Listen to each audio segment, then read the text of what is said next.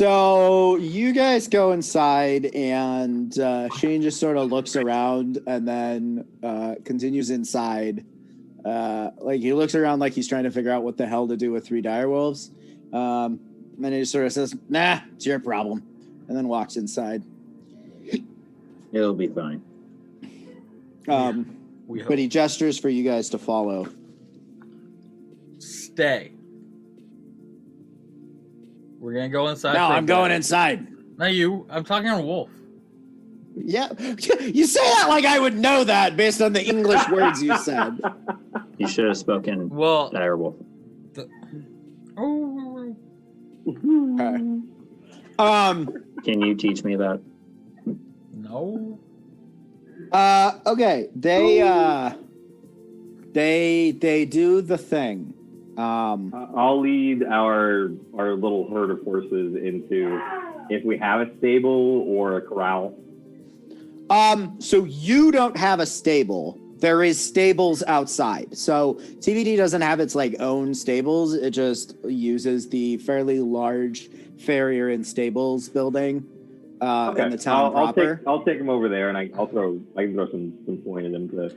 There is like a bit of a field within our compound. Yeah, there's absolutely there's not like a roof over their head right now, but at least in the short term, there is space for them, cool. Which is sort of what Shane sort of gestured at. Like, okay, if you guys want to, you guys will have to figure out longer term arrangements, but for now, Shane just sort of leave them over there. We'll figure it out. Some kind of option to debrief. So yeah, I'll hobble them. Also, I definitely need a different voice. This is a terrible voice.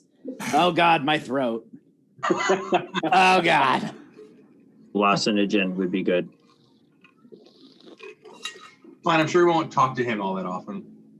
Yeah, it's not like I run the place. All right. That's true. So this is my voice now. So it's a little bit better. You should drink some tea with honey. Yeah, I know. Tea would be really good. All right, so what are you guys doing? We met this lady that made some fantastic seltzer. I haven't had anything like it. That's a really weird place to start. All right, so. I was talking about tea, so I was like, okay. So here's what we're gonna do. I don't think it'd be soothing though, because the bubbles get a little. They do add a little bit of something, which is a fun something most of the time. But if you're trying to go for soothing something, I don't know if it's one of those. A little bit, yeah. I didn't try it though. Welcome back. All right, enough with the tea. So welcome back. So the way this normally works is I need a good voice. That just sounds like all of the gnome and halfling voices, just like put together. Give him an accent. Yeah.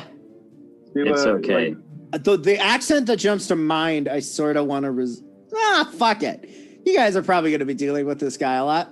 Yeah, so here's the deal. All right, so here's the deal. So I like it. Welcome to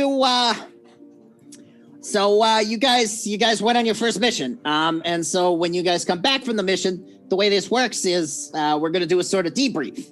And so the way the debrief works is you're basically going to I in this specific instance, I already got the report from Gimbal.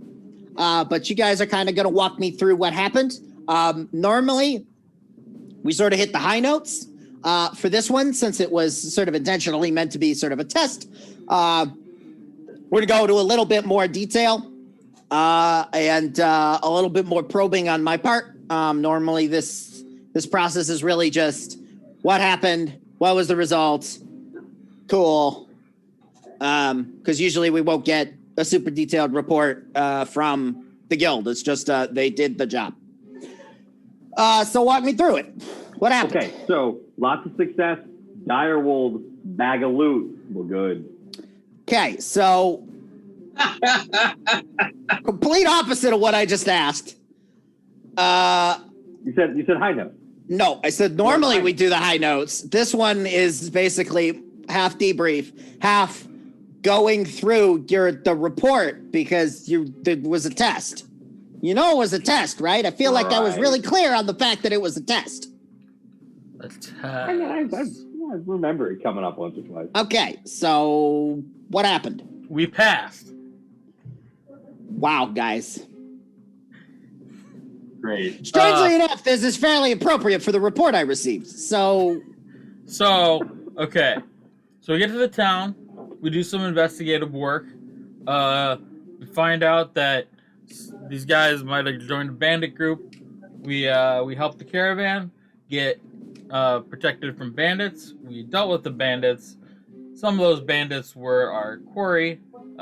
In fact, at the end of it, we ended up with 3 of them dead by tragic happenstance, and 2 of them we turned in along with the body of a third. okay. And he sort of pulls out the. I feel like that was like really vague and really specific at the same time. I know. And, I don't really appreciate that. So first things first, we get to town. Goblin's Knob, whatever that place was. We get to Goblin's town. Rest. We get to town and we meet a dog. All right, you met Hector. Oh yeah, Hector. Hector's the best, right? Yeah, I was Hector. wondering about the dog because you brought 3 direwolves and a dog. Well, it's Hector. We weren't going to leave Hector. Okay, this is a lot of love for Hey, this I think dog. we're hanging up on Hector. All right, it's cool. So we meet a dog. And Hector, he gives us the inside scoops through some crack detective work by big man Jider over here. Now, Yeah, I know who you are. Tip from, I'm trying to be a good hype man. Okay. No, I was talking to him with the waving. Like, I don't know what you're talking about him. I hired you guys. I know who you are. So with that ace detective work from, the big man over here, we get this hot tip from the dog that there might be some of the people that we're looking for in town. Now, we're not just going to take a dog's word on it, right? Like, we're not just going to trust that. Like, you didn't hire people that just trust That is dogs the weirdest on the street. sentence I ever heard. Yes, don't just take a dog's word for it. Yeah. So we also used our own spectacular investigative skills and found that there were wanted posters for these 3 all over town, or for these 5 all over town. But It didn't take any investigation. We literally saw them as we came in. Hey. I believe he's trying to hype you up. I just I just lean over and quietly whisper, like, don't undermine us in front of our boss. So using our own crack detective work, we noticed that some of these wanted posters have been removed strategically, thinking that we might have found some of our quarry. We start looking around. And in looking around and then talking to the local population and, doing some intelligence gathering, of our own, not just in the pub either.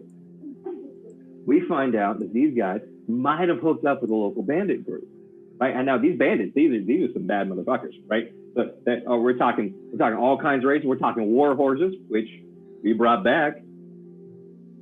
Yeah. Right? Well, actually, this is a really good time to bring up that I did notice that you came back with a number of extra horses. I also noticed you come back with a number of fewer wagons. You where is that relevant? Well, Yeah, so I'm just saying, like, did you want the wagon back, or did you maybe want a bunch of war horses? Being the well-trained Jaeger Corps members that we are, we used all of the resources available to our advantage, and we faced a foe that outnumbered us 3-1, and we came out on top at the loss of a cart rather than any of our own lives. Don took out 9 with 1 cart. Pretty good. Pretty epic. 9. All right. Almost a strike in bowling. I mean, okay. All right. Well, we're getting ahead. Asked and answered. So we decide that the best way to find this bandit corps, because we're just 4 of us, we don't want to just go humping across the plains hoping we run across a bandit camp. That doesn't seem like a smart play, right? So, with the knowledge that there is a bandit group in place, we parlay with the mayor.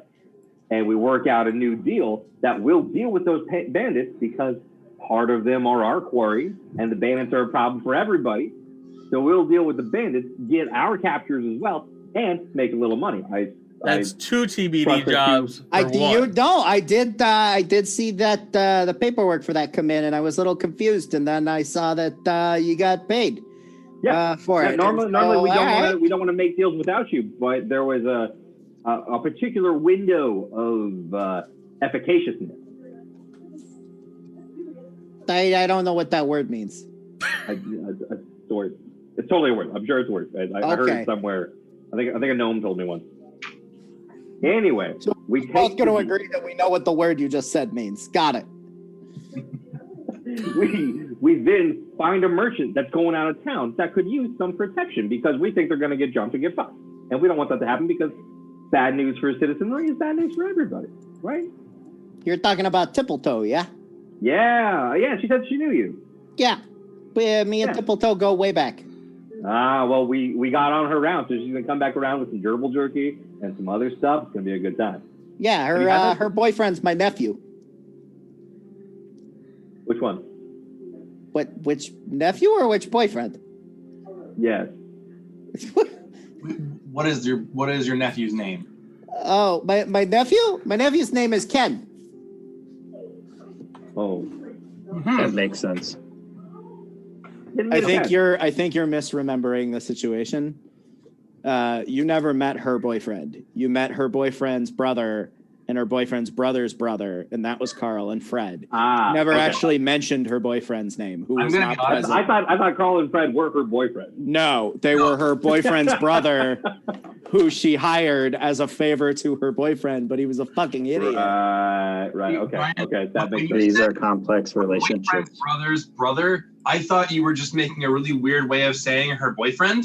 No, I was just saying it in a way that would be really obtuse. Because her brother's brother was the boyfriend. Yeah, I definitely thought there was some interracial, poly convoy happening out there. Yeah. No. Like, if that's what you're into, like, I'm not going to judge. No, I literally just said something that would clear nothing up and made no sense, and then immediately moved on when all of you went, wait! And I went, moving on! So anyway, we make this deal.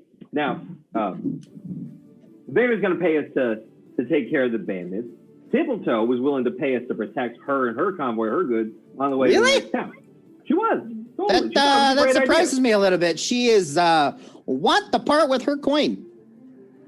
Oh, no. She was loath to do so. But at the cost of her, potential cost of her life and that of her brother's brother, that situation, she was potentially willing. Oh, yeah. You're talking about Carl and Fred? Yeah, them. Yeah. Good guys. That makes sense. A little whatever. But so we're protecting her. We're on the road with her. We're on the road with her for a couple of days, and then we come across a potential ambush site. And using our keen senses, we see the ambush coming before anything can happen. Right? Now this ambush is full of warriors, a big ass bugbear, dire wolves, all manner of bad news. Right? Just that wouldn't happen to be the dire wolves that are out there, yeah? One of them, yeah. Yeah. The other one. Yeah. Not you, the other one. Now, when we got through that with that situation, again, using our keen senses so we're not taking advantage of, right? We find one of our targets. Now we know we're in the right place, right? We deal with everybody else. We capture him. We tie him up. We throw him in the wagon. The wagon was totally intact at this point in the story. I feel I should add. Now, we only have one of them. We need 5, right? One's not 5. Yes, I know basic math. Thank you. You can assume as the leader of this organization, I know that 1 is not 5. Okay. All right. Not trying to cast aspersions of any kind right here, but so we've got 1. We need 5. We know something's missing. We know something's up. We know this can't be the entire bandit group. We know they got to have a lair nearby, right? Some sort of camp, some sort of headquarters, if you will. Which also tells us that these guys are actually much more bad news than we were expecting, right? Because we handled the bugbear and his buddies and that skinny ass deserter. We handled them just fine. No problems at all. Nobody got like distracted or manipulated any sort of way. Okay. Now, we follow their track backwards, right? Tipple-toe in tow, right? Because she's smelling. So loot. wait, Tipple in tow. So to be clear, you also, I realized I goofed up in picking this accent because there's a way better one I could have used, but it'll come up later. It's okay. You can keep changing. That's so just to be clear. So just to be clear, you after finding this this group of people, you thought, oh, we should take the person we are trying to protect and bring her to the bandit camp? No. It wasn't our idea. That seems like a bad idea. Yes, it does. Yeah, but she really likes her coin, and at a bandit camp is loot.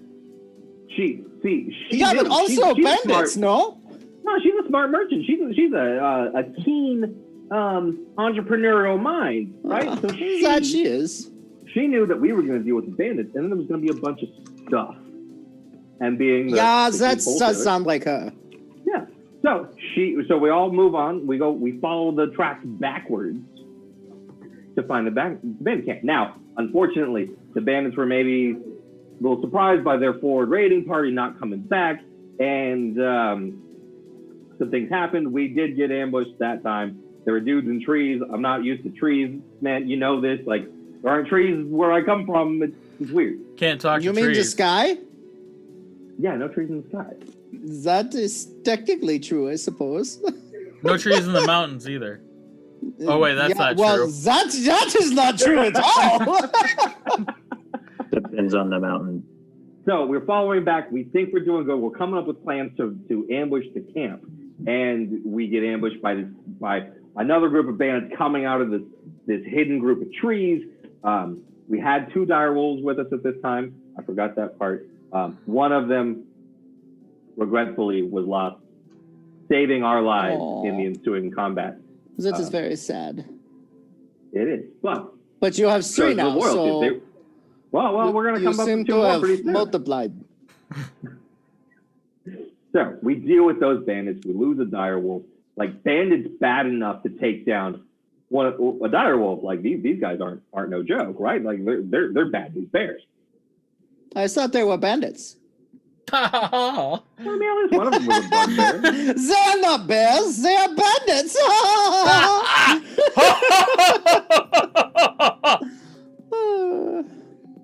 Why are we laughing? Don't worry. This was funny. So we deal with those bandits, and then in dealing with them, we're distracted. We're off our game a little bit because we weren't planning on being jumped. We see coming down the road straight at us a whole bunch of guys on heavy war horses ready to jack us up. And we had to do battle. Your wagon was lost in a stunningly daring initial move. If I do say so myself. Peppy did great. Fucking wonder horse out there. Peppy's my boy. How many would you say that there were there? I mean, they brought 2 more dire wolves. Yeah, and half of them were on horses. Mm-hmm. Heavy. The dire wolves were on horses? That does not seem practical. No, the half of the bandit group were on horses among the dire wolves. So, there's a whole pile of knowing bodies. that we've got Tipple-toe with us, that she's in danger, we can't just retreat and then come at them later. We got to deal with them right then, right? Because how bad is it going to be for the reputation of TVD if not only does the squad get taken out, but we run away and let merchants get killed? Like, that's what we had to do. Yeah, also, so you did not know this at the time, you would have been letting my future niece-in-law? I do not know how that works. No. Yeah, I guess. Because that's your nephew, right? Yeah. Yeah. Niece-in-law, technically. Yes, I don't. This seems apropos, not apropos of your thing. So anyway, continue. So we have to do battle. So we're not going to just let them come to us, right? We're not ready to fight. We're not set up to fight, a half a dozen or 8, 10 guys on war horses. So we take the fight to them, right? We strategically position ourselves. Bob here takes protection round.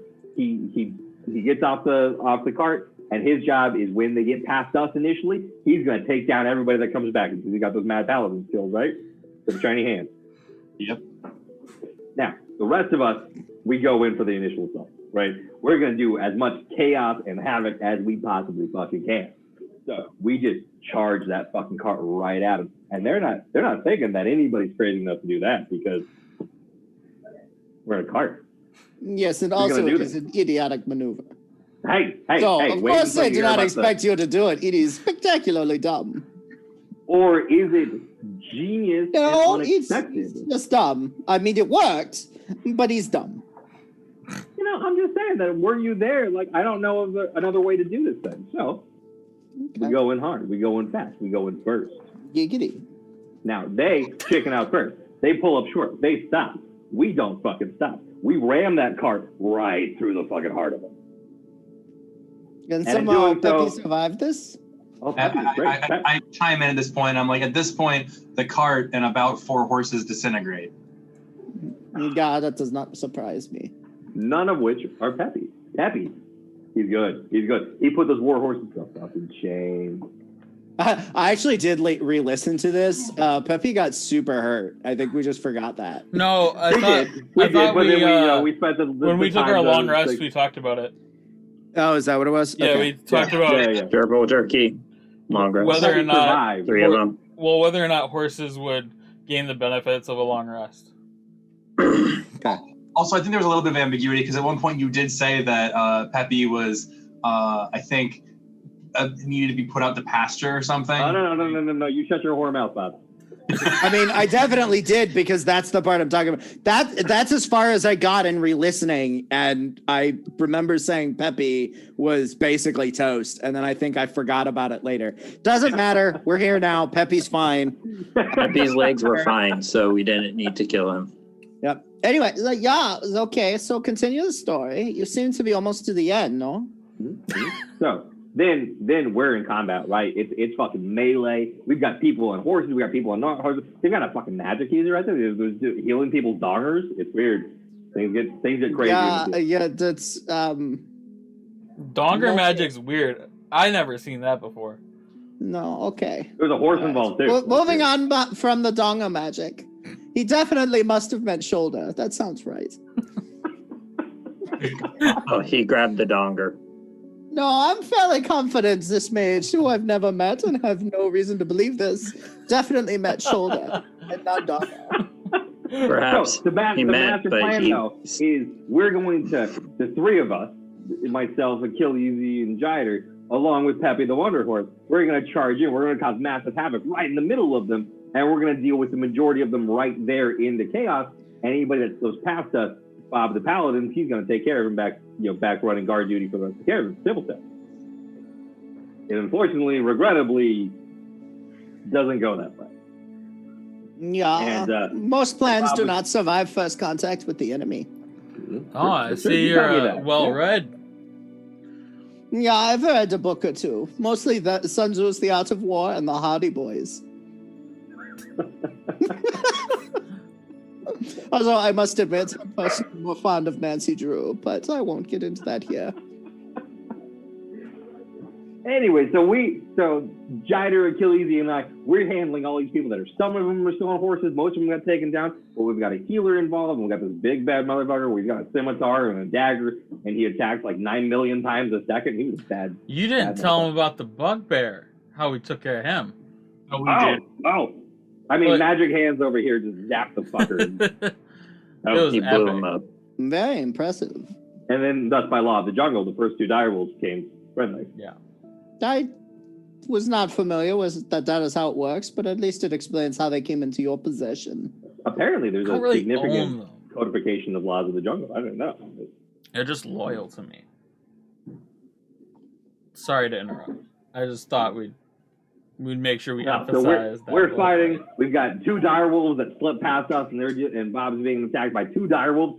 2 direwolves. This guy, he held his fucking own. 2 direwolves and 2 bandits that slipped through. Oh, and they had crossbows. We got bandits, we got crossbows, we got swords, we got direwolves. We are massively outnumbered, outgunned, out everything. Outplanned. Well, I wish I knew what the next line was. Something about his right-hand man, but that's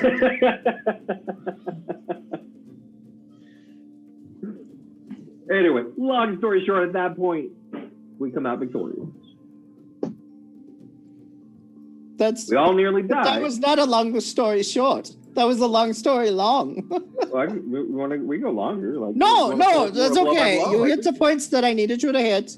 And while you were talking, he was like walking down this like several page report that he has. Yeah, you hit most of the points I needed you to hit. Okay. Oh, now Excellent. I do feel obligated to say that unfortunately our first deserter, who we had captured and trussed and kept alive, was regrettably lost in that initial foray into combat.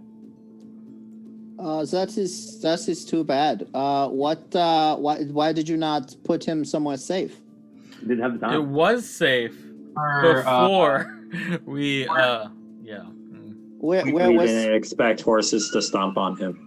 what? Why was he? What? Where was he? Where did you keep him safe? keeping Tippletoe, he was in the cart and keeping Tippletoe alive. This is the cart that you then sent careening into the horses after stopping long enough for you to get out. And Yes, we Okay. did make that split-second decision that it was didn't more really important to So keep much Tippletoe safe. as I jumped out. The cart never came to a stop, really. okay, all right. This, Well, this is very fast. I know we're talking like it took like hours, but really this was done. okay. Well, it just means we will get less money. This is too bad, of course. And we did manage But to capture. We get more money because two- we did the second job.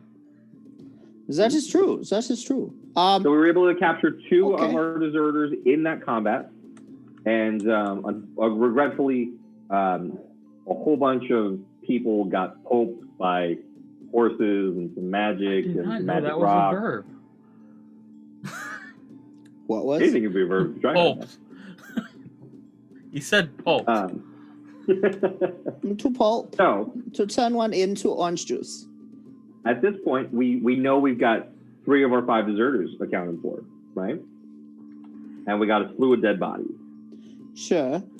So we went to the bandit camp because they don't need anything anymore. And we procured some goods alongside Tippletoe, right? Namely horses and their attack, and we got some gold, we got some stuff out of it. But amongst the spoils at the bandit camp, we found the ID badges for the other 2 deserters, which tells us that they were among our many, many wounded and dead and full. But you do not know for sure. Did you not see their faces when you were fighting them? Regretfully, the no. direwolves were hungry. Yeah, there was some gobbling But that happened. you understand, of course, that your argument that you can control the direwolves is somewhat undercut by the story. at in this which you point, can't they weren't- control the direwolves. They were enemies attacking us, and I didn't tell when them they to... ate their compatriots. No, when Well, no, they were on ate- our side. We gained their trust, and then And could not control them from eating well, the people in, you were I'm just supposed saying, to be in like, yeah, killing. combat, we're- we didn't know it was We're them. fighting another guy, and then they get a chance to take somebody's They knew face they off. were They're gonna bad take somebody's guys. face off. I Like, knew they were bad guys. Well, that But- is why I'm asking but how be- you did not know that they were the people you were looking So for. what we did do is, being unable to tell ourselves, we took the heads and brought All them the into heads. town because we figured, oh, maybe the guild representative there would want them so that they can do some more in-depth analysis to make sure it's them. But they had no interest in our sack of heads. yeah. So Yeah, when we that went into the is guild hall very with maudlin. 22 heads, they were not about that at all. They forced us to take them out of town, get rid of them. Yeah, I do not understand what you expected them to do with a pile of heads. Maybe identify the But- two that But then, if they could identify them, you could identify them. We are because not they would be forensic. identifiable. we are I not don't forensic know what experts. kind of like Gnomes weird and investigative halflings all rules look they the have. same. Wow, wages of So I flying could not. head. So I am sorry, Don. I could not hear you over his blatant racism. It's not racism. We don't know what accurate. magics and what access to things they might have that could give them. We don't know if they've got like a tattoo or something that can identify them. That's not the information we were given. Well, we wanted to bring back as much information as possible. Now, it's not our fault that they didn't like that information, and then they made us feed them to the wolves. That's not entirely our fault. Yeah. So they did not like that information because you are giving them more credit than they likely had, and all you were bringing them was heads. They cannot magically make a head, not a squished head, not squished. I just interject here and said that the heads also served as proof that we had taken on all the bandits for the additional contract with the... Yeah, that makes somewhat more sense than we hope you take this bag of heads and find the two we care about in. You can perhaps understand cut off why... the heads before we found the hedge. I mean, we get that it might have been a more grisly solution to everything, but to be fair, we didn't ask before we took the job, like what kind of specific proof was involved. So we had a long talk about fingers or ears or noses and decided it was just easier to bring back heads. Okay, well... Live and learn. It sounds like you have learned in in future contracts to make sure you understand what kind of proof is necessary for doing the job. Although I will say that in most cases, our word is good enough. Okay. This sounds excellent. And also very weird. This does serve to explain some of the margin notes that Gimbal left, such as wildly incompetent and talks to cat. Hey, I have a stack of heads that says the opposite. No, I you believe actually we would have a be sack of ignorant, heads not that says incompetent. exactly what I just said. The good news for you is that overall, you did technically barely pass. Things in your favor that I wish to convey. Finding other sources of contracts while on your mission, very good. Not only did you complete... while it is unfortunate that you did not complete the entirety of the mission, vis-a-vis bringing them all alive, you did at least somewhat compensate that by finding and completing another mission. Even if you were to have completed the original mission entirely up to spec, finding new work to bring back to the guild is always a plus. You did find all 5 people, so at the very least, we can say that we did do the job. It's not optimal, but I think the kingdom does not necessarily care if they were dead or alive. Beyond the ability to have them stand trial, they will not whine too much for this. And I suppose while I am sad about the lack of carts, barring the war horses may serve as a useful alternative. I mean, not really, because a cart and horses are not the same thing. But Carts can be replaced. yes, carts are more easy to replace and cheaper to replace than horses. So I suppose this is overall mostly a good job. And so it is. We didn't bring the loot in. It's still on the horses. Oh my god, we got some good shit. We got a bunch of scrolls. Oh, so this is actually an excellent opportunity to tell you that the loot is yours. Yes. So the Jaeger Corps, well, TBD. I don't necessarily know how others do it. TBD, we take 50% and give you 50% of the payment for job completion.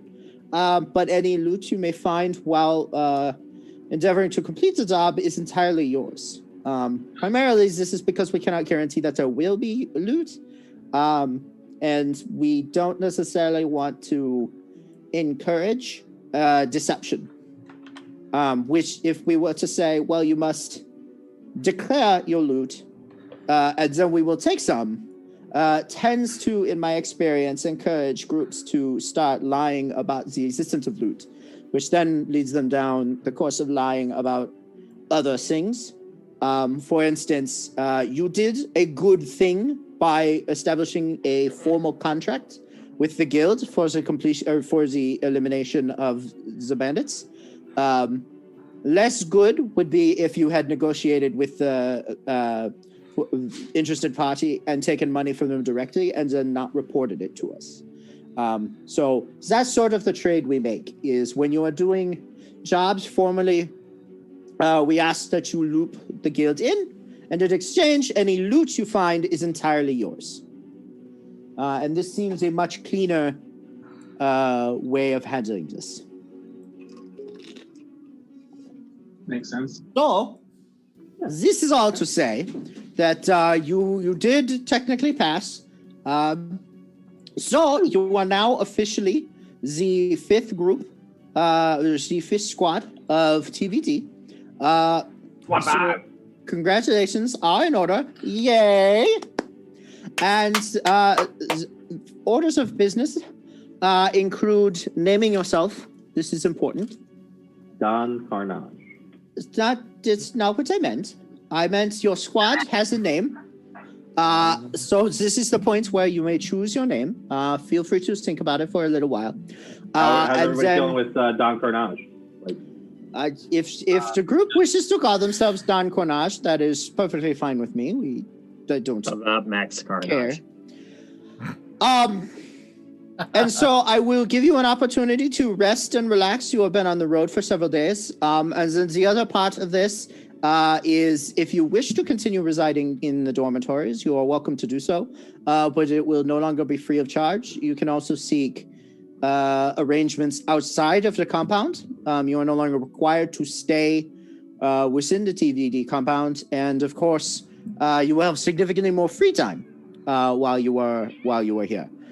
So once you've kind of gotten comfortable, I thought I would give you a tour of town, since other than when you arrived and when you left for your mission, you've not really visited. And I would introduce you to the various facilities in town, as they will be relevant to future work you do. I should mention at this time, I have mentioned this during your training, but I'll mention it again. You are obviously our fifth group, and because we do not regularly have groups sort of queued up, we tend to be very sparing in work we take on. So very often there are periods of time between missions. So while you get yourself sorted out, I do not have a mission for you at this time. So mostly you will be sorting out your living arrangements, introducing yourself, or I will give you the tour and introduce yourself to the various business owners in town who you have the largest reason to interact with. And then you just sort of chill for a while. Generally, we recommend training of some kind, but technically it is your free time until such a time as I do have a mission for you. Does this all sound kosher? Mm-hmm. So, before we go anywhere, can we talk about room and board for 3 direwolves? Yeah, so, yes. So I'm thinking like it's better if they stay within the compound instead of just like roaming around the countryside. So for now, I would say it is likely better that they stay here. As Orif mentioned, this is somewhat up to you. I would recommend at least keeping them on the compound until the town has become familiar and comfortable with them. And then I don't particularly care what you do with them. Okay, so what's a cow cost? What? I have no idea. Wholesale, retail, you know. Is there a cook or someone that we could talk to about who's procuring meats for the compound? So yeah, I mean we do have a chef, but yeah. Well, I mean, by we have a chef, I of course mean you're talking to him. Like we don't really have a commissary because generally I'm the only one here. Somebody who handles. I'm literally the only one here. Okay, we got to find you an assistant. That's going to be mission 2. Like, most of the time, there's nobody here. Where are you? Well, I mean, me. Nobody else here. Yeah, we're going to get you an assistant. We're going to find you an assistant. We're going to find you some peasant girl who's been recently orphaned, but still got a good head on her shoulders and is interested in tackling the world, but seeing more of it than she saw in her provincial life beforehand. That is a very specific request. Mm-hmm. That is a very specific backstory that you're giving my this assistant you've made up. I'm just saying, like, wouldn't it be nice if you had somebody to help you with some of the humdrum duties of the cast? I suppose there's not. Okay, well, cool. Anyway, we can deal with the specifics later. I'm just thinking, like, we should feed the boys before we leave. You know, just keep them placated a little bit. Are they this hungry?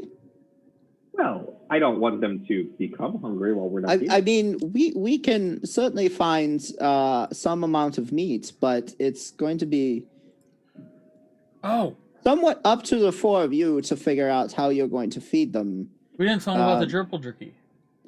We lost all the gerbil jerky. Well, no, but didn't we set up Templetoe is going to be coming by fairly frequently. Yeah, she always comes by. No, but at a more frequent pace since we worked out a deal to possibly buy bulk gerbil jerky.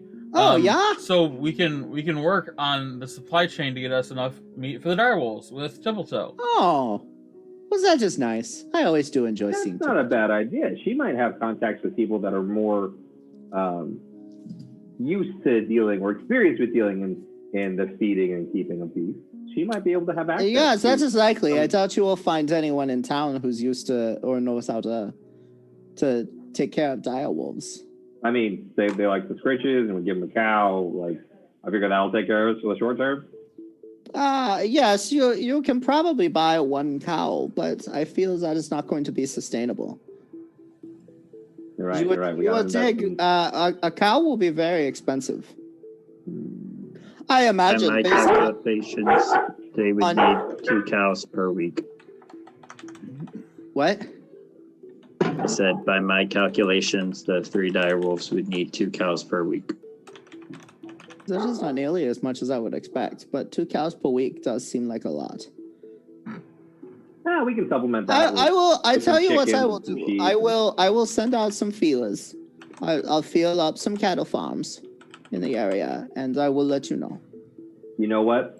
We should be talking pigs, right? But we are not. Pigs are just eaten, right? Like, you got cows, you got some dairy cows, you got some not. You can bring sheep, like you want to shear them for the wool. Pigs, all you do with the pigs is eat it. But some people hug them. It's very lonely people. I heard it from a friend. Some people also use them to find truffles. Yeah, also truffles. But not every pig's going to be a good truffle pig. You got to have the duds. And the duds go to, you know. Okay, well, I will see what I can do to find food for your direwolves. Anything else? Well, no, show us around. I think that about covers it. Okay. Then we will go around town. Okay. So,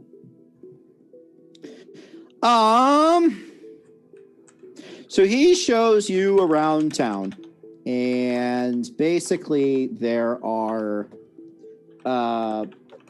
so if you look at the map I sent, there's basically 5, like, so you've already been to the sort of guild house or whatever you want to call it of the Astonborough group. Like, it's hardly a house. It's just like a squat little building. That is obviously not marked on this map. I can add it. There are 5 sort of businesses. So being a fairly small town, there's not a lot of commerce. The commerce that it's not a trading town. So the commerce that there is very focused inward on serving the town. The 5 places he kind of shows you around are Emmeline's Emporium, which is a sort of general store and sundries. It seems to have just basic necessities. Willow's Way Station is the tavern and inn. It's not a particularly huge building, and there's maybe 3 rooms on the second floor. Then there's a blacksmith that's just called Blacksmith. So let me back up. So there's Emmeline's Emporium. Damn it, I was gonna print this off. Black, his first name, or is Blacksmith a full last name? Neither. Are you asking in character or out of character? Because you know what a blacksmith is. You said his name was Blacksmith. No, I said the place was called Blacksmith. It is What? very difficult to tell when you are being in character obtuse and when you're just confused. I try to always be in character. Okay. Okay, so oh hi buddy. So Willow's Way Station is run by I meant to print these off, a female halfling named Willow Copperpettle or Copperkettle. And as he's taking you around, and I guess I'll ask you guys how you want to do this. He's basically bringing you inside and introducing you to the various proprietors. For pretty much all of these businesses, the person who owns and runs it is manning the store. Like these businesses just aren't big enough to have like the general store might have one of the neighborhood kids as a stock person. And by neighborhood kids, I mean just like one of the farm daughters helps clean up in the store, that sort of thing. So it's sort of up to you guys if you want to like role play through the introductions or if you want me to just kind of give you a brief, this is their deal. I figure we can high level this talking through what's in the town and everything, and we have an interaction with them. Okay, so Unless there somebody are wants to go the whole talk. Yeah, so that's why I was trying to do this in a way that balances like just spending a bunch of time meeting NPCs, which seems kind of like a waste of time, and like these are people you will have regular interactions with. So presumably we'll just, when you have a need to talk to a particular one, we can do that. And for now, he takes you around. So there's somewhere in the neighborhood of like 30 to 35 people in this town. That's including the like 5 or 6 cattle ranches that are in the area. So probably half to 2/3, about half, are I'd say there's 2 or 3 cattle ranches, and about half the people in the town are just, they live on those cattle ranches, run those cattle ranches. So in the town proper that you see as evidenced by the map, there's probably only 10 to 15 people. So there's 5 or 6 families. Willow Copperkettle is a female halfling. Her and her husband run Willow's Way Station, which is the tavern. They actually brew their own beer, so there's not a very wide selection, but she actually brews the beer mostly while he tends the bar, and then she also serves sort of tables. But they do a pretty even division of labor. They both pretty much do whatever they need to. Emmeline's Emporium is run by Emmeline Thornton. She's actually a female half-orc, and she actually is also the local tailor. There just wasn't a need for like a dedicated tailor most of the time, so she's picked it up over time, and she just runs that with her 2 sons. Although they mostly just fuck off. They're like 5 and 6, so they mostly just run around town. Next we got Blacksmith.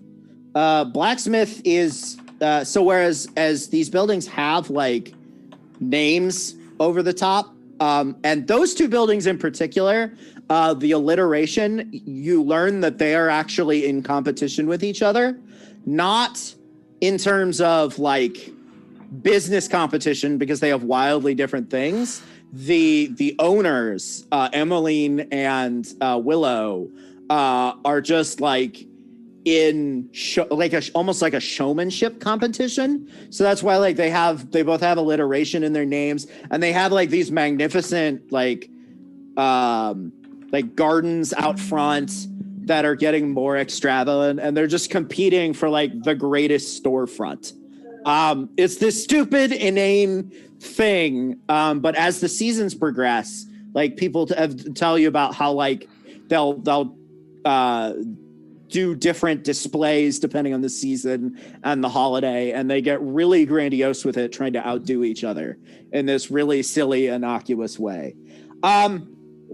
The blacksmith, I think it's Rurik. Oh, come on.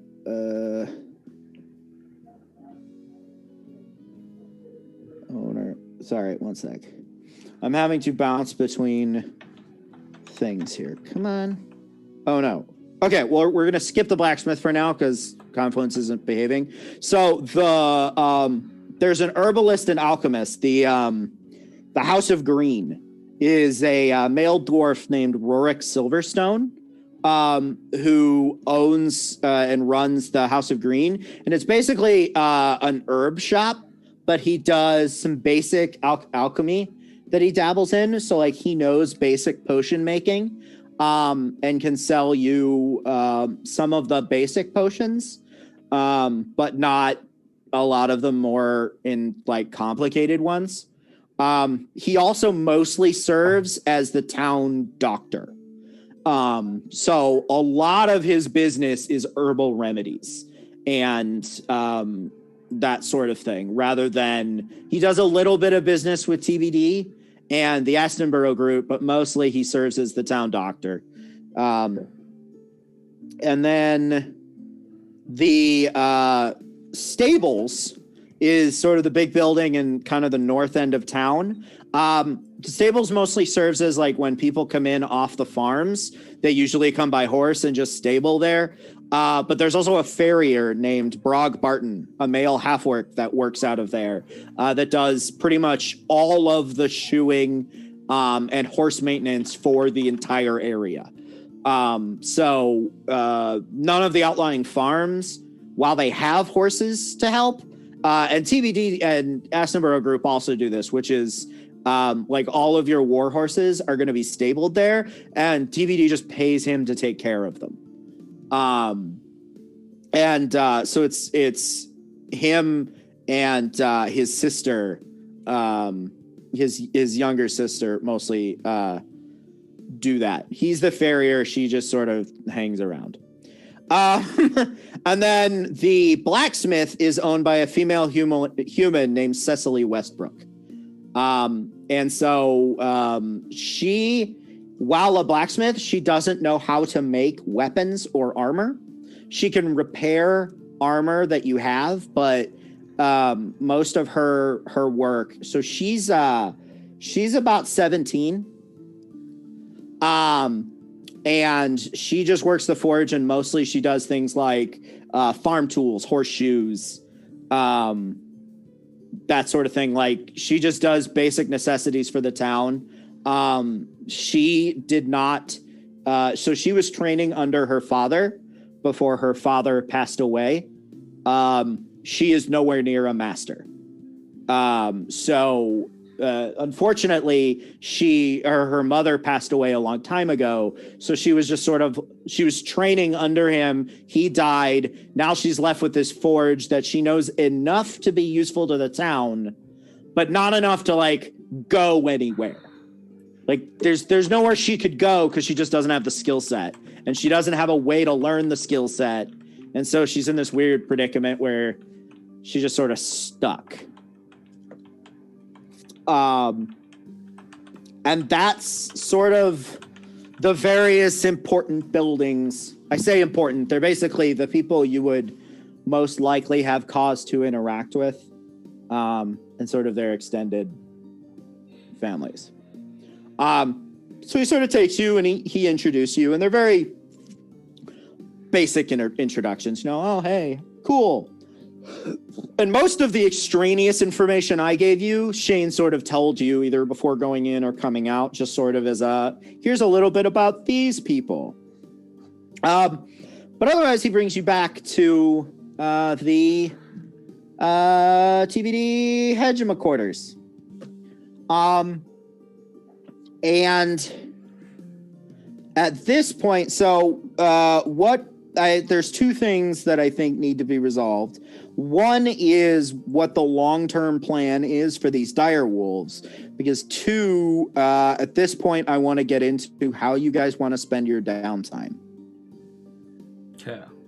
So long-term plan for the dire wolves. I don't know. Like they can come with us sometimes. So there's two parts to that.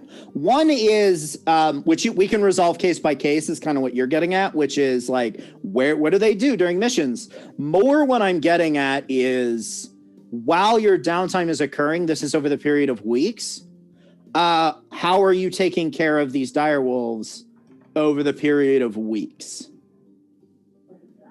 So I think that the biggest thing is talking to the locals and getting people, like you said, getting people comfortable with their existence nearby, their just sheer proximity, and also working with local farmers and ranches to get a better food source coming in, right? So there's more meat than TBD would need. Introducing the other teams as they come through, getting everyone comfortable with them, and getting the wolves to think of the people of Cleaver's Fork as more members of the pack.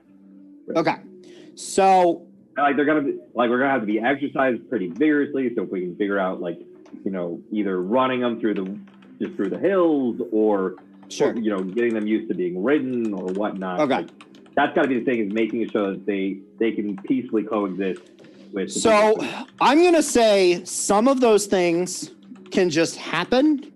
I'm gonna say some of those things, in particular, like getting used to being ridden. I'm going to say someone needs to spend their downtime do it. I want to train animal handling anyway. Yeah, so I will give you, you train animal handling by working with these dire wolves to get them to a position where they can be ridden. A couple things. My perspective, okay, go ahead. Apparently a cow is 10 gold, which is way less than I thought it was going to be. So we're going to use Orion's estimate of 2 cows a week. I don't know where that came from, but okay. It sounds reasonable. So I'm going to say your operating cost is going to be 20 gold a week. I think in the short term, you can get those cows off the nearby farms. 2 cows a week seems like a lot to be pulling from not very big farms. Right. So that's why I was saying we need to start.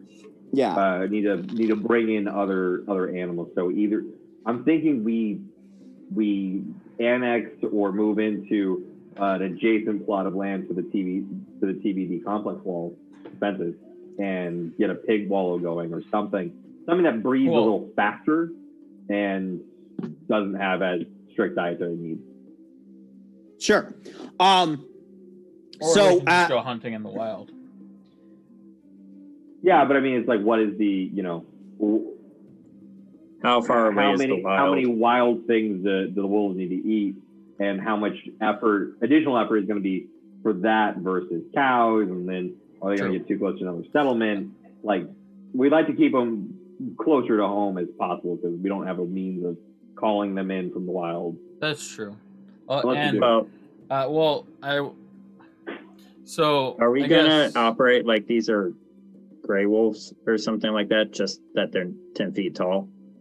What do you mean? Well, I'm just asking. It's like how close are these going to be mechanically to real life wolves? Because I can tell you a lot about a gray wolf. I was gonna say wolves have a long area that they could Yeah, I'm gonna say for simplicity, if you know a lot about it, then the answer is basically the same. The one thing, 6 times bigger. The one thing I was gonna point out is they're used to a life in very much confinement, presumably. Yes. They may have been bred in confinement, or yeah. wild? So you would have learned like these wolves. They I'm iffy on bread, but they've been in confinement for as long as they can remember. They've also had a particularly so their master, the bugbear, was actually incredibly kind to them. Okay. The problem was the leader of the bandit ring was incredibly cruel, and because in the ring he outranked the bugbear, the direwolves were afraid of him even though he wasn't their master, but their master was never willing to stand up to him about the cruelty. So they're used to very positive care with their master. But they also, I guess the one distinction I wanted to make was they're not like used to running wild, so they might not have the same like territorial instincts. No, I think they are to some degree. So they wouldn't have been kept in like cages in their camp, or no, okay. no. Okay, got it. So that's kind of what I'm getting to, where day to day, it was their master's charge, and he let them roam free. So they did most of their own hunting. But like the leader of the camp was, when they were in the camp, was very like, in my mind, it's very like when you're young, like the tell that they have for serial killers, where they're very like aggressive to animals. Like it's that sort of thing where he was not a good person to these animals when they were in his presence. But they weren't kept in cages or anything because he just didn't care about it that much. So I'm thinking long term, like with the dire wolves and with the war horses we brought back, would be that they become almost assets of the core. Right. I mean, like I'm down to go into everything with 3 dire wolves, but it might restrict where we're going to be going, what we can do. Yeah, I think. And if they're just hanging out at the compound, I don't want to say that another team that does good work couldn't take advantage of them. Yeah, that's fair. Okay. Basically, you came back 1 cart down, and with 6 war horses and 3 dire wolves. And if Jider is spending his time training them, you effectively have 9 mounts, 3 of which are dire wolves. Yeah, which we obviously can't take into every situation, but potentially a lot. Yeah. Okay.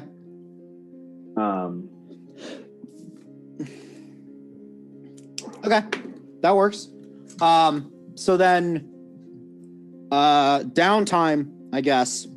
So, you guys are chilling for a couple weeks, before your first mission. So what are you guys doing during that time vis-a-vis like our discussion before? And I kind of, just to sort of rehash that a little bit. So obviously you have a couple weeks. I'm open to talking about pretty much anything you want to do as a character change. The things that I have thought of are things like you can train to get a permanent +1 in any skill. The other thing that I forgot to mention last time, but that I had thought of, is if you know someone that has a spell you're interested in of a level you can cast, you could use your downtime to have them teach you that spell, even if it's not on your spell list. Like that's the sort of like, that's something that I'm okay with. I also encourage you to think outside the box. Like I'm not trying to be prescriptive here. So I'm going to start with Jider just because he seemed to have a pretty clear, like, you want to spend your time sort of training these wolves. I'm going to say that involves, like, what are you doing? So I'm learning about how each one of them reacts to like people and riders and being like given equipment put on them, so that I'm trying to get them all used to like wearing a saddle type of thing. I regularly rotate in our crew, and the leader to just acclimate them to everyone. And then Don seems like a bold guy and wants to ride him, so he and I are gonna try to like get him rideable. So what is your plan for introducing them to the town, if you have one? I think that Don's approach of doing it like, oh, scritches and belly rubs. Okay. While we're there, obviously, you know, if we have a couple of weeks, they'll have seen me around. I probably interacted with them, ate there. I would have like mentioned the fact that like, hey, you know, you want to see my pet direwolves? Like, kind of sold it like You want some candy? No, like an event when No, I I bring get them into town. Yeah. So Okay. to try and get people to look forward to it rather than Okay. it being a surprise. Okay. So you spend your downtime focused on a combination of sort of training these animals, and really reinforcing the like cows out in the fields, bad. Cows that we literally hand you and I tell you can eat, good. Type thing. Are you going to let them sort of hunt outside of the like don't eat cows here, but outside of that, like free reign? So what I would do is I would personally set up a camp for a night outside of that area, outside of town, and then like send them out from there. Okay. So that I'm between them and town, so that they wouldn't have a reason to wander in the town without me interacting with them. Okay. Not like, sure. Yeah. Okay. And then the other question sure. So you do that, and after a couple weeks, like you learn the tricks of the trade of animal handlery, and you now have a permanent +1 to animal handling. The other question I have for you is, what is your living arrangement situation? Are you staying in the dorms? Are you trying to find like space in town? Are you just like living in a camp just outside the fields? The only real requirement is that you're within 12 hours of TBD headquarters. Yeah. I would be pretty much living in the barracks or the bunk. Okay. That way I'm close to the wolves because I'm working with them every day. So I'm going to leave this up to you. There is definitely space for them. While you're there, they don't necessarily have to stay at TBD headquarters. Well, something I meant to mention is, Achilles is, you build stuff, right? I have, correct. Okay, so, you know, maybe we could work on building a little, a big doghouse for these guys. Okay. Yeah, you're gonna have to modify all of the stacks that we've got to fit a dire wolf. Yeah, but that was just that stuff all sort of lump into your like you're spending time doing it. But my point was like, sure, but if you want whatever time you're spending to be like out in the wild, the direwolves could be with you. Yeah. Okay. So it's sort of up to you where you stay while you're.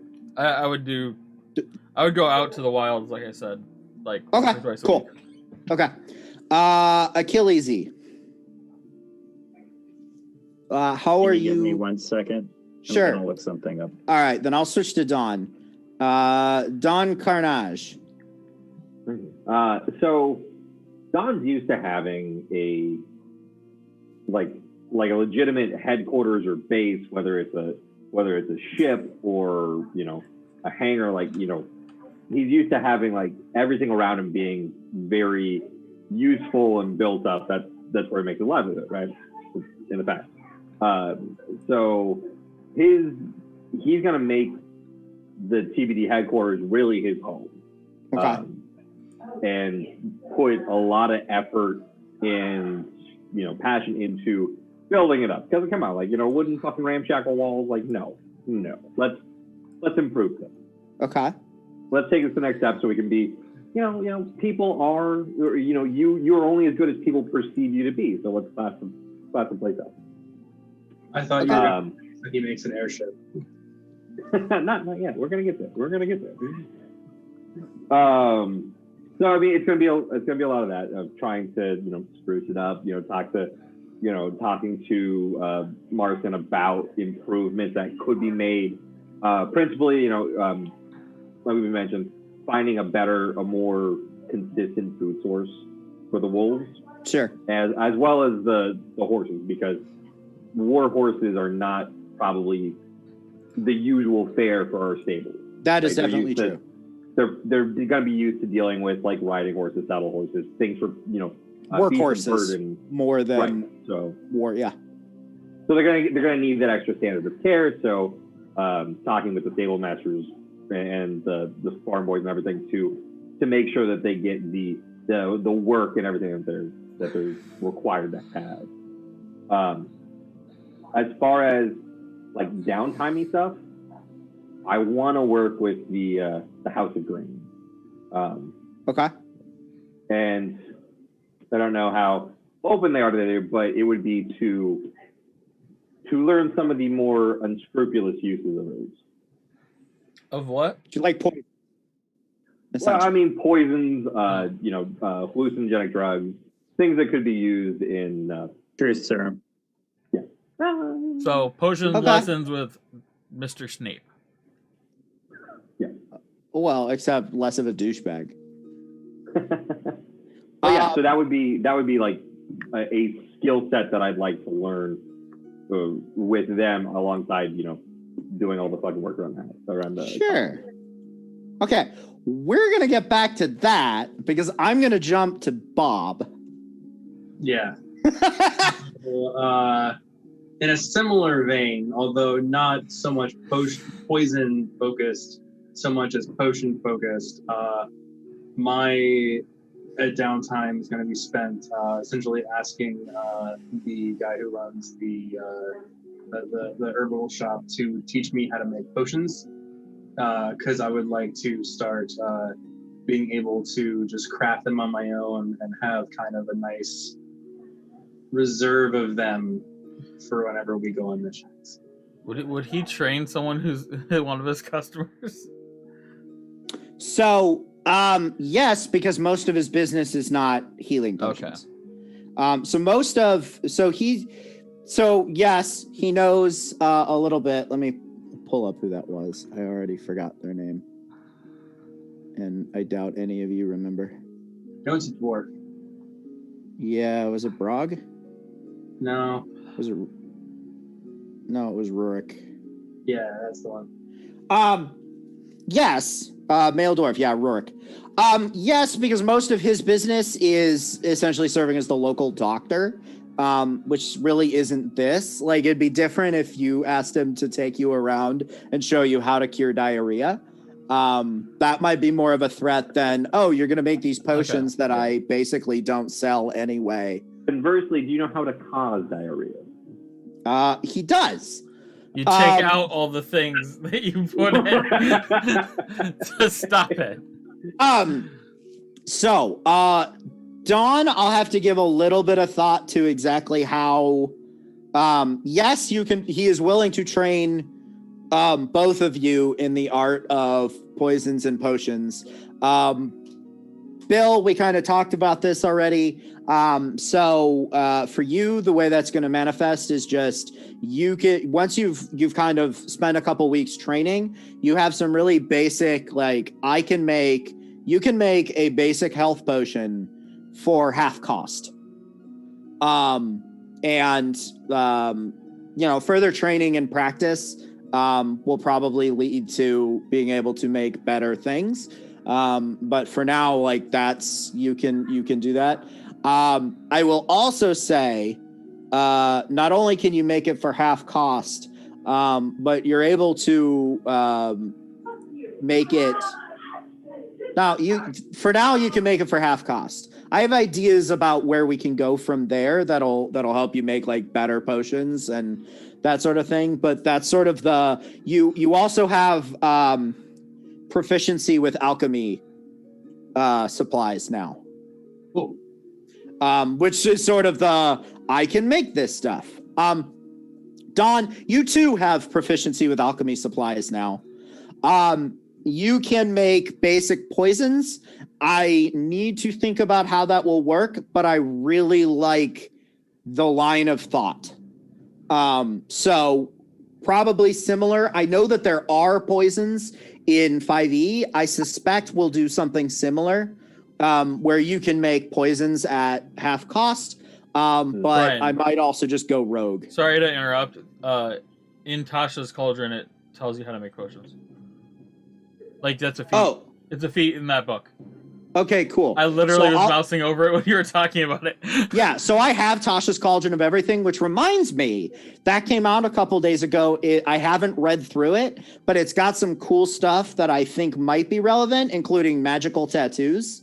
Cool. It's also got a bunch of rules for like patrons. So there's some stuff that I might pull from that to get a little more formulaic in what we're doing. But the magical tattoos thing was relevant to you guys is like, it's like putting a magic item on your body from the little bit that I read. All right. Yeah, it seemed like a cool idea. So, Brian, on that note, there's also a new subclass for Artificer inside Tasha's. Would it be possible for me to switch subclasses? I am getting to that. Okay. Not specifically, but there is something I wanted to talk about in that. I'm just vein. interested. Yeah, no. I'm glad you brought it up. So the other thing that I like to do personally in all of my games is a sort of mulligan. Fairly early on, but once you've had enough time to really play the class. So now that you guys have, so let's remind me to talk about that in a minute, but I do want to go through Akil Easy's downtime. And it won't be learning a new subclass. I'll resolve separately. That's completely fine. So my intent was, I actually already have proficiencies with the alchemist supplies. Sure. But we never really went through what exactly I can do with these, as well as mason's tools, smith's tools, thieves' tools, tinker tools, yada, yada, yada. I do not have that, though, for carpentry. Okay. So I would like to add that one and start building giant dog houses. Sure. All right. So your trial and error over several weeks of building giant dog houses for these direwolves gives you proficiency with carpentry tools. Can I also purchase carpentry tools? Yeah, you can definitely find carpentry tools at the Emmeline's Emporium. Okay. That's definitely something she would have.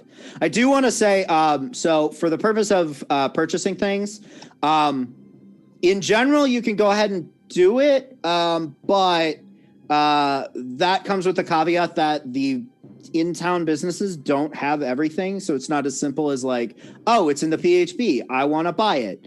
So like my advice would be generally like common sense. What would a small, essentially farming village have? Carpentry tools? Yes. People carpenter all the time.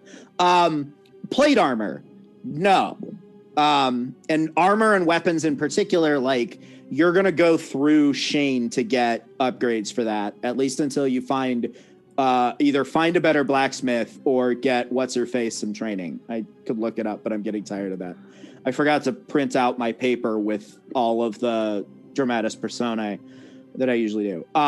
So like that's sort of not a thing this town is probably going to have a surplus of. You're probably going to have to order. That being said, Tippletoe also does visit during the 3-week period. So you are able to purchase another 100-pack or whatever it was of gerbil jerky. It was like 225 or something ridiculous. Yeah, it was a 220 pack. So she's able to sell you another 220 pack of gerbil jerky. I'm going to fucking regret that, but it's also going to become less useful as the game goes on. So I'm kind of okay with it. Right.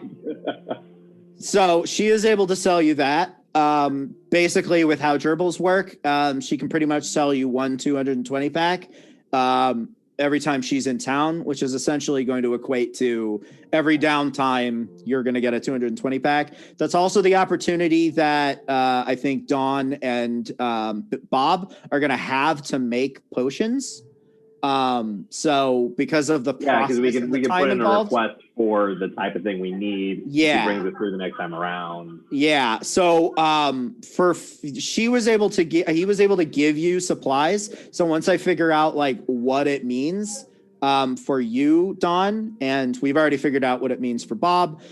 You can have made potions and poisons this downtime.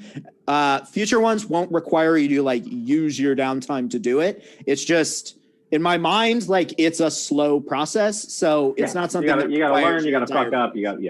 Unless you want to learn to get better. Just making what you know is going to be a free thing you can do with the money to buy the supplies. So that's that. Now, to get to Orion's point. So now that we're here, I'm sort of going to offer a one-time, you've played with your class for a handful of sessions. We've had a number of combats. If there's anything that would normally be set in stone, things that I can think of are things like your spell list. If you're one of the ones that just has a static spell list, your skill allotment or your stat allotment. So if you want to change around your point buy, you realized, oh, you know what? I don't like having a 0 in dex. I want a +1. You can use this opportunity to change those just free of charge. It's a one-time thing. The other thing that includes is changing subclasses. So if you want to change what subclass you are, you're welcome to do so. The only thing I wouldn't allow is more extreme changes like changing class. And that's honestly, arguably, if you really wanted to change class, now that I say that, like I probably would allow it, but I'm kind of thinking none of you necessarily want to go that extreme, but we can talk about what you want to change. I'm more interested in you playing something you enjoy, and we're not far enough in for it to really have mattered. So Orion, yes, you can change to armor if you'd like. Can I hold off on that change for a little bit because I'm only started becoming a little familiar with this in the last day. So armor, you mean? Yeah. Yeah. I would say I haven't looked at it enough to like be before sure next that session. I want to switch. I would say you don't have to make the choice now, but I'd prefer you do whatever you all do whatever you want to do before next. Next. No problem. Next session is really going to get into the next arc. Which is kind of when I'd want you to have your stuff set in stone. Okay. But that's a couple weeks. That's fine. I want to look through it a little bit more. I like what I see on it, but at the same time, I need to compare it to what I currently have. Because that's fair. I don't want to be like, oh, I'm switching and then realize I lost something that I really enjoyed. I mean, you lose Moto. I know. That's like the big obvious thing. Big one, yeah. My intent was to take Moto apart and then turn him into some magical armor I'm wearing, but story wise, I like that. just a lizard head on top instead of a hat. Technically, we would be taking another break, but if I could hold your attention for another 15 minutes or so, we might just end early. Because the last thing that I wanted to do, unless there's anything specific that I haven't touched on that you guys want to do as part of your downtime, is a couple weeks later, Shane comes to you with your next mission. And he says, okay. And you guys are in this like mini conference room thing that you were in for the first one. He says, okay. So here is, we have received a request from the Imperial Academy. Sorry, before we get into this, something I forgot. Within TBD, somewhere within the compound, kind of in secret with Hector, we want to be looking for an appropriate place to start a teleportation service. Oh, sure. Why in secret? Like, we're not. It's going to take some while to learn how to inscribe and to get started on that. But we want to start figuring out a space for it. Why in secret? Well, then we got to tell Shane how we got the information to build a teleportation circle. I mean, maybe at first I'm gonna say, but then a couple things. One, the knowledge of how to make a teleportation circle is common knowledge amongst anyone learned in the arcane arts. Like, it's not some hidden, secret, forbidden thing you'd have to explain. it's reasonable to assume that if you told Shane, we want a teleportation circle here, he'd be like, that makes sense. Or at the very least wouldn't be like, that's a Horcrux. How do you know what that is? Like, Okay. Evil. So we want to find a space that can be used for that. And also, like, as somebody who's not, as a player and a character who's not learned in those, I don't know, like, what possible threat that could be to us. Like, is it only good one way? Can you port into one? Because I saw Emma do it, so. yeah. I don't want to be like cracking a magical back door that we can't defend. So Hector would explain that it's quite simple, really. The teleportation circle in and of itself does not necessarily. I'm really having trouble with Hector's voice today. You can feel it. I keep going into the Swerman accent. So the way that it works is, as long as you are aware of its existence and know of it, you can teleport to it. But you must attune to it first, which requires something like some amount of time with it. So presumably, the only people that could teleport to it would be members of TBT who have spent an amount of time attuning to it. However, it is theoretically possible someone else could attune to it. So, like... But they would have to physically be there. Yes. So it's arguably more work to attune to the teleportation circle than to simply teleport to your headquarters because they know of it, which is also a thing they can do. It's just less... A teleportation circle makes it so that anyone teleporting to it who is attuned to it 100% guaranteed arrives at their destination.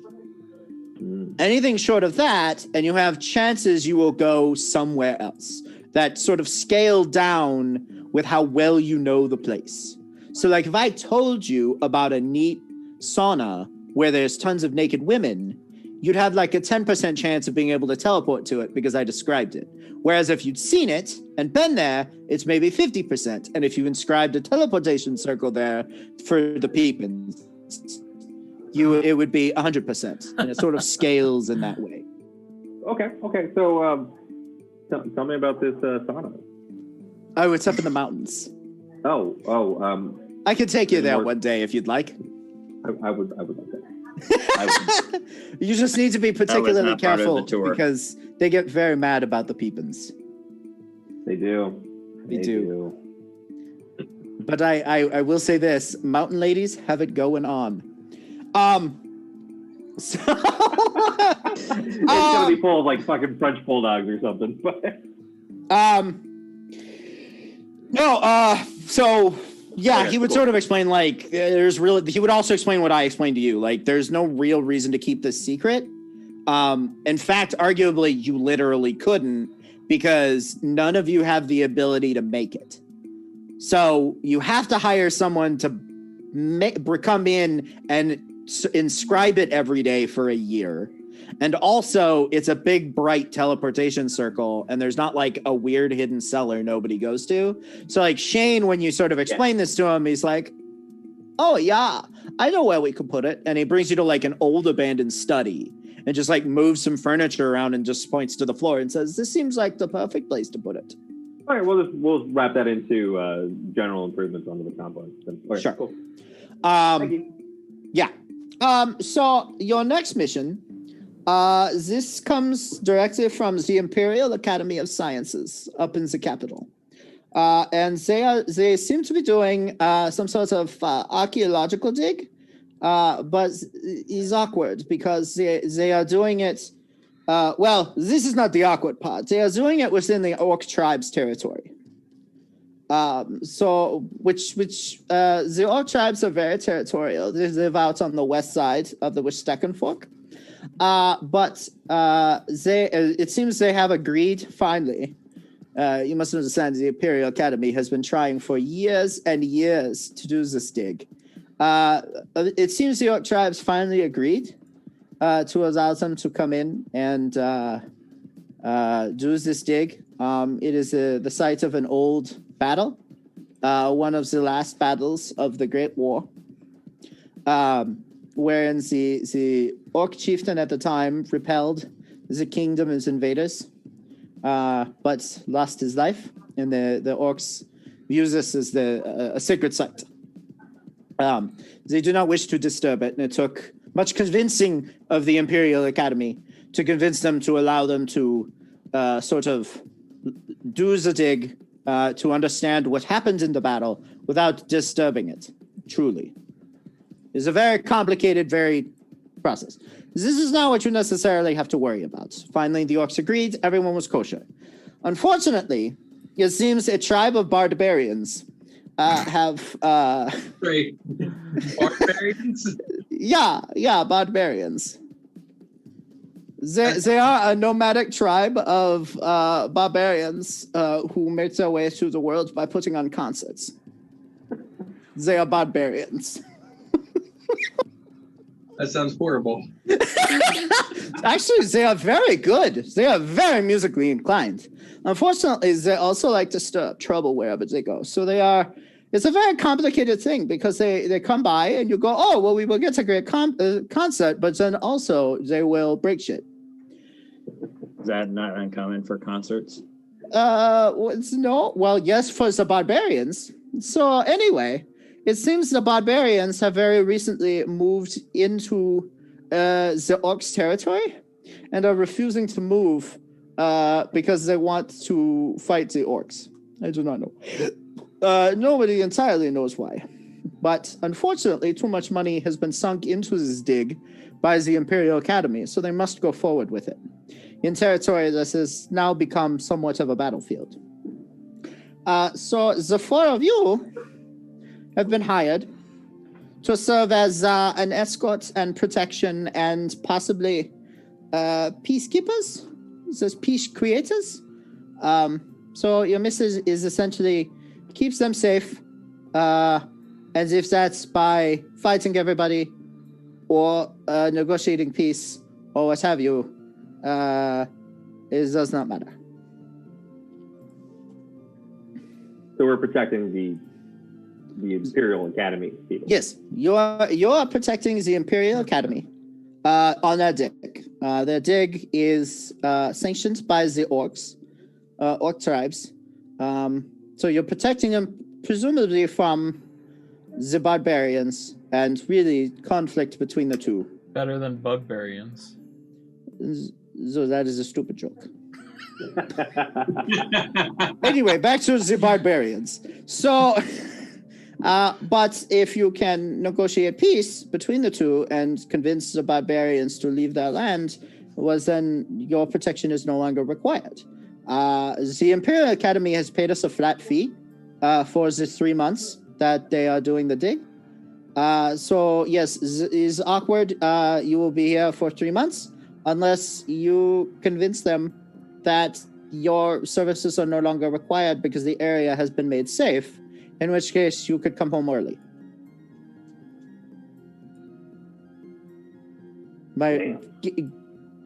Given that it is a flat fee, I highly recommend you do so.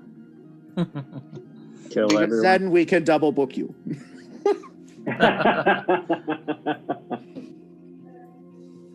Okay. 3 months. Yeah. What season are we going into? That's an excellent question. Because this is going to be, yeah. Yeah, I'm going to say, because I don't think we actually established like what time of year it is. I'm going to say it was probably, I'm going to say it was early summer. I'm going to say you guys started training probably early spring and spent spring training, basically. So this job will take us, right at the Through edge. summer into early autumn. Okay. Got it. Also, and this is not a request. This is just me asking if this is... I know you do milestone. So the last little introductory thing was not a level 4 milestone that's being missed. Got it. Cool.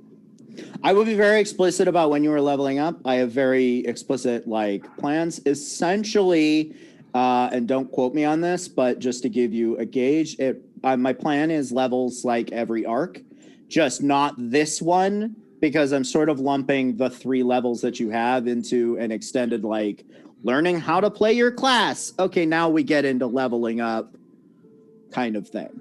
Cool.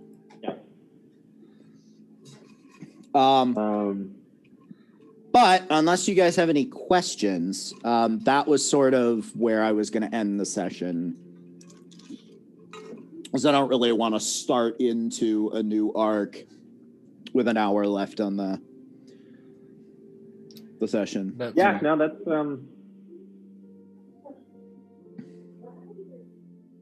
Oh, the only other thing is kind of a I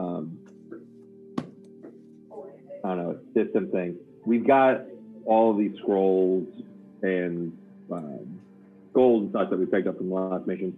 How do we want to divvy it up. parcel that out? Yeah. Do we want to just do it equal split? Do we want to give it to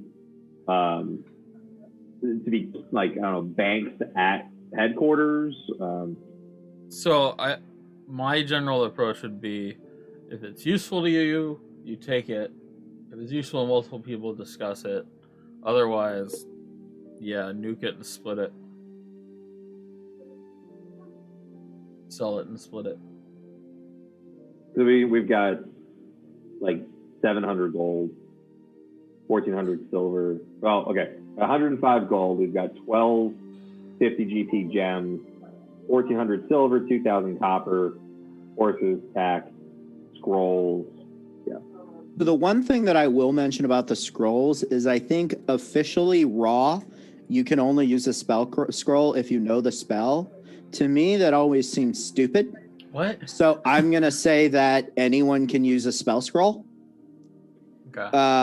Yeah, I thought that's what a scroll was for. No, all it why is would is you- why that you would can you use carry a that scroll? spell without a spell slot. Yeah, spell slots. But you have to know how to have cast the spell. So think of it like a portable Yeah. spell slot for that spell. But like that always seemed, understand it, but it seems stupid to me. And it seems way more interesting that just, here's a pile of spells that are one-time use for anyone who wants to. Yeah. So spell Right. scrolls are anyone can use. With the world of, you know, like magical tattoos and stuff, it makes sense that you could inscribe that spell into a thing. So basically you have gems that, for simplicity, I'm just going to say you're able to sell, just because I don't see this game spending a lot of time in large cities. Like, you will go there, but like, since your base of operations is a small town that definitely can't change 50 gold gems into 50 gold, I'm just going to treat that block of treasure as you can just treat it as money. Okay, so do we want, because I mean, like, I don't think any one of us, or even as a group, have a need for 700 gold. Obviously, we will bring cash with it or some money with us, but do we want to, So maybe there, this is a mechanical thing, do we want to put money into the HQ to build it up? Like, obviously, we have to pay something for the maintenance of, you know, the keep of the horses and feeding the dire wolves and our rent for those of us that are living there, but yes. So Yeah. there is living expenses. And I build 3 large dog houses. That cost money. Did we get paid? Yes, you did. So ignoring all the loot that you're trying to divide up, each of you got, you got 525 gold split 4 ways. I don't know what that is. Why would you do 525 and then split it for? Yeah. I get 520. I didn't. You did. What? You can. But you could It's all good. change the number. I can't change the number. No. The number's set in stone when it was established a while ago. Yeah. is that for both contracts? 5. No, that's for the bandits was, I think, 1050, but let me double check. Well, yeah, okay.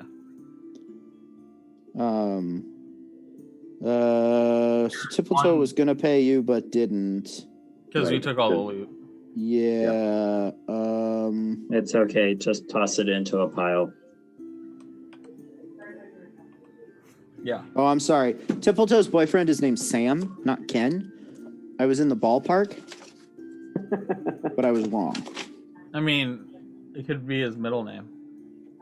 I mean, And therefore maybe. he goes by both. I have it in my It's notes Sam in Kim. Evernote, so which means I wrote it down while listening to a session. So I don't know how much. I thought it was 1050, but I don't seem to have it written down anywhere. I'll take 1050. So, well, you don't get 1050. Right. You get We half get of it. 525. Yes. I Divided don't by understand the 12 concept jobs. of money. And then half if they're dead. So you gave 3 dead and 2 alive. So 2 alive would have been 1,000. 3 dead would have been another 750. So 2250. And then 1125 divided by 4. So let me pull up a calculator. So it was 1125 It's ugly. It gets Plus- down to copper. 5. So 800. 525 divided by 4 I did the math wrong. is 412 gold and 5 silver to each of you. 425.5. What? Well, my brain doesn't. 412. 12. It was 25 cut in half. There we go. Got it. Yeah. Assuming I did the math right, and if I didn't, it's either a bank error in your favor or you can call me on it next time. Well, I'm not going to fuck with it anymore. I appreciate the monopoly there. So you In a get world that where- much plus whatever you do with all your other shit. Right. In a world where a cow is 10 gold, I think we're rolling in it. Yeah, you did super well for yourselves. Like, that was a really good haul. Like, an accidentally really good haul.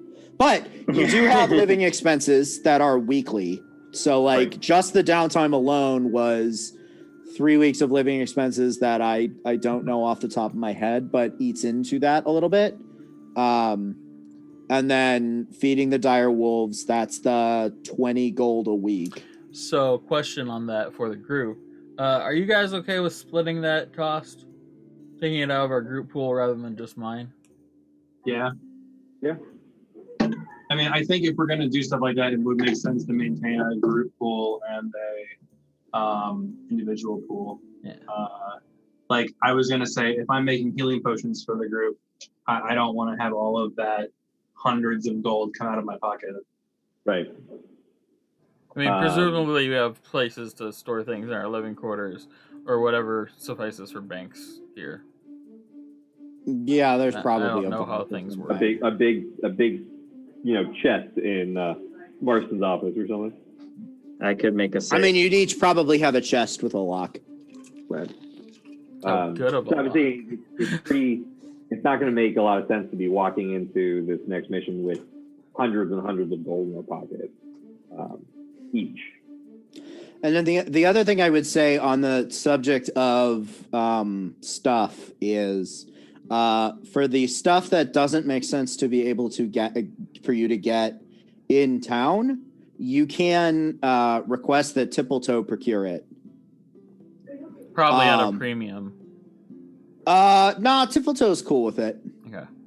So You might have to normal buy, marketplace But price. the consequence of that is she won't just have it. Like you, so it'd be like you saying, I want plate mail. And her going, okay, next time I'm in town, i.e. your next downtime, I will have plate mail for you.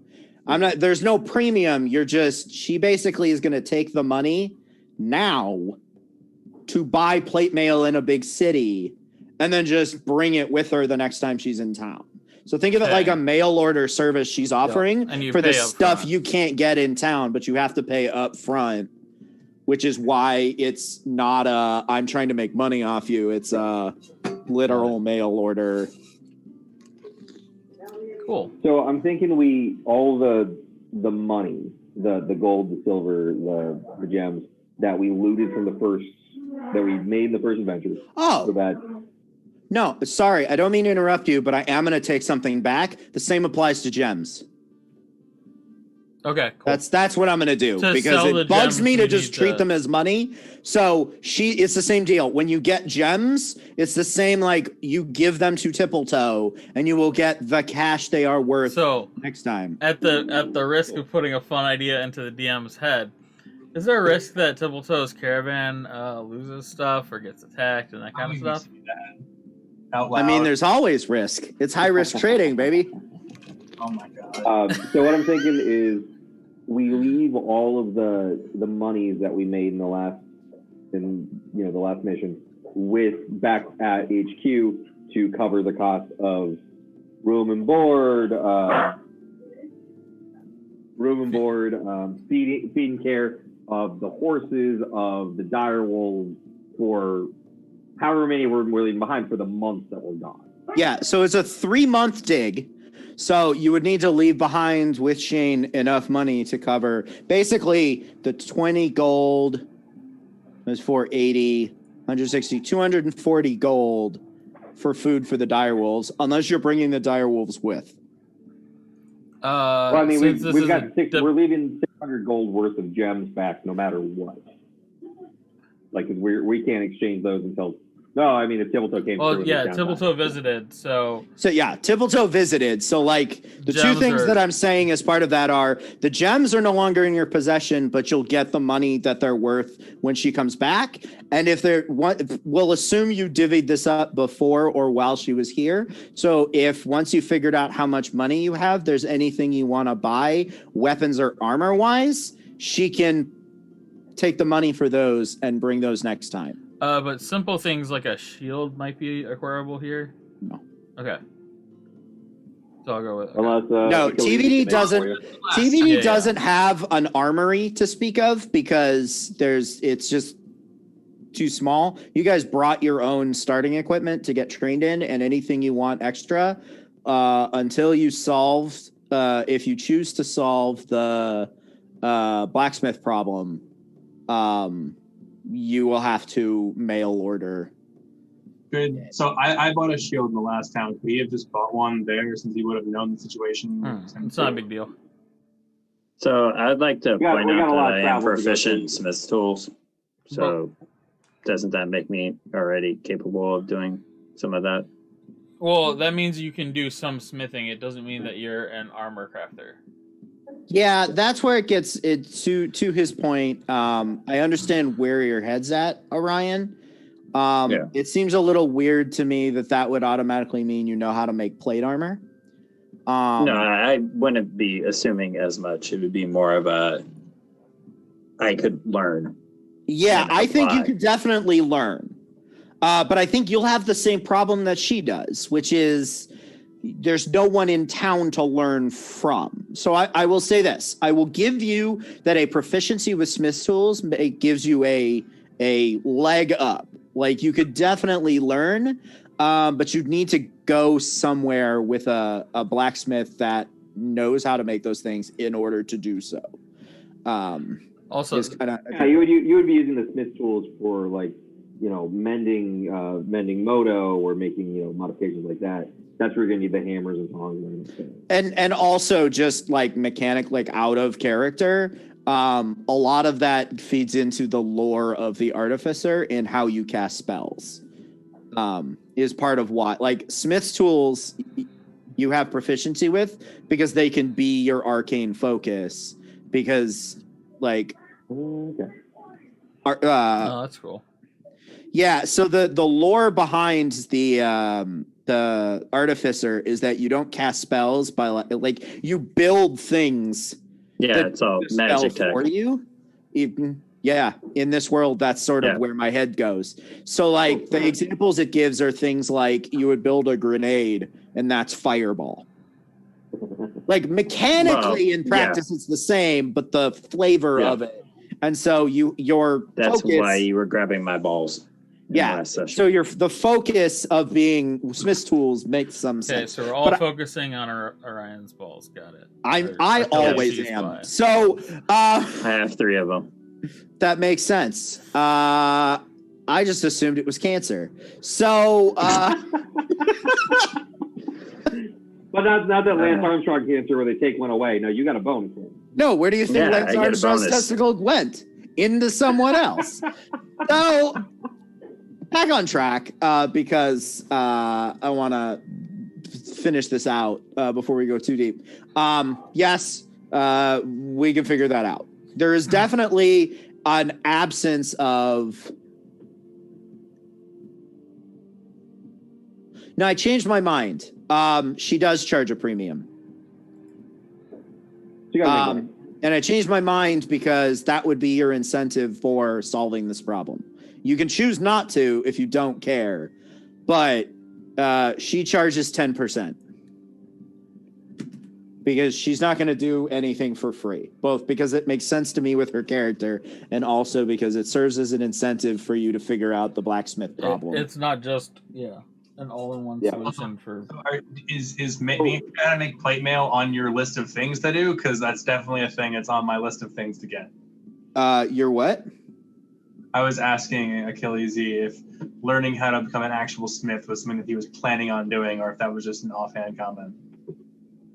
That was something that I wanted to look into more because it lines up with the various proficiencies and background of Achilles that if I decide to switch subclasses, like it switches from me having Moto running around to me having essentially Iron Man's armor on. So This is where I'm kind of like, at this point, I'm trying to broaden his skill set and determine what path he wants to choose. So armor is something he's interested in, one way or another. If you do ever come up with the ability to make plate armor, or if you're planning on doing that, let me know, because I will fund you doing that to get into plate armor. So, I'd like to work on those. I will look into that. to put a small seed into your brain, Orion, Yes. if you want to, if you decide to go down that path, I am open to you being able to make more than just armor, like just normal plate armor. I am open to being able to make magic armor. But I would like to know more about what that... I would have to read into what that class does, partly because I don't necessarily want to, step on your class features. Yeah, we can look into it off. But to mention it session. to the collective group, I'm trying to be very flexible on the downtime stuff in what you guys do, because... So my intent for the downtime was, as I said, the carpenter tools to use to build some dog houses, but I had also intended on effectively changing, at least cosmetically, some of the way Achilles looks, because that is something that Warforged does. They alter their appearance as time goes on. I mean, you can have done that, sure. Right. So I'm just saying, so looking down that path of my downtime, I'm probably going to be looking into finding information on how to make better armor or something of that nature. And if Bob was like, oh yeah, I'll back you on that, then I would be glad. Yeah. Okay, cool. All right, then that is where we will end tonight's session. All right. Have a good night, everybody. I know it's a little late. All right. I'm going to come back looking totally different. Sounds good. All right. Just every downtime you get a new costume. Yeah, exactly.